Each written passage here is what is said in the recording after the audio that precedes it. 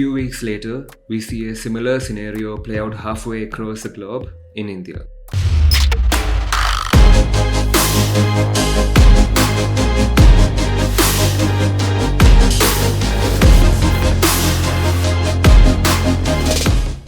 Since September 2020, farmers across the country have been protesting because the Indian Parliament passed 3 farming reforms which will revolutionize the way the agriculture industry works.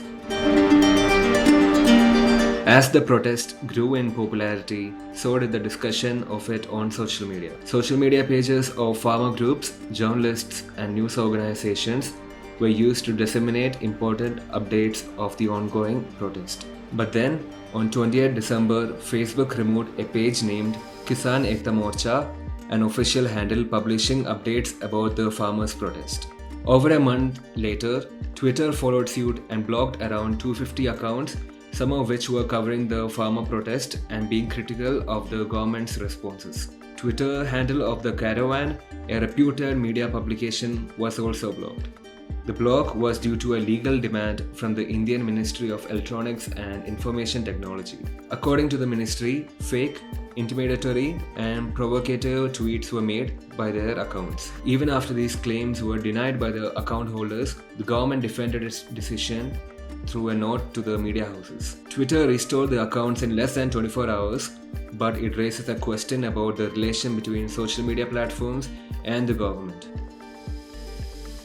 The ban on these accounts was met with criticism from across the globe, with Nicholas Davis, former editor-in-chief of the Mail and the Guardian newspaper, who called the government's decision appalling while criticizing Twitter for executing the order.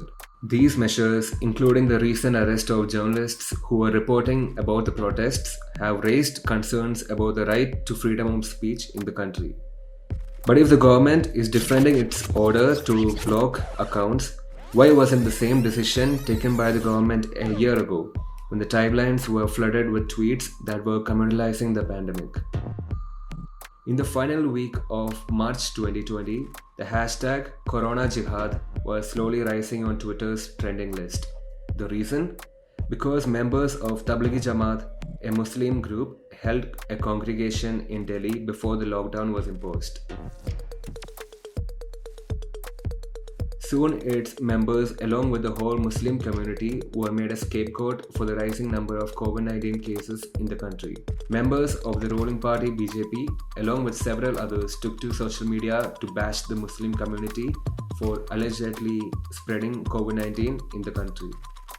Love Agarwal, a secretary in the health ministry, had continuously associated the virus with the Islamic group, going against the ministry's own guidelines. The ruling BJP government took no action to counter the misinformation or protect the communities that were heavily targeted. Last year, T. Raja Singh, yet another BJP member, was allowed to threaten Rohingya Muslim immigrants on Facebook and during public appearances without any repercussions from the government or Facebook.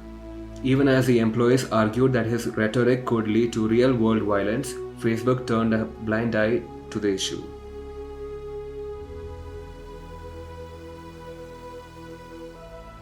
Enter Anki Das, Facebook's India head of public policy. A staunch BJP supporter, Anki Das did not bring into action the hate speech policy against Singh or other Hindu nationalists' comments, despite them having violated Facebook's policies. Allegedly, she had told her colleagues that getting on the wrong side of the ruling government can damage the company's business prospects in the country.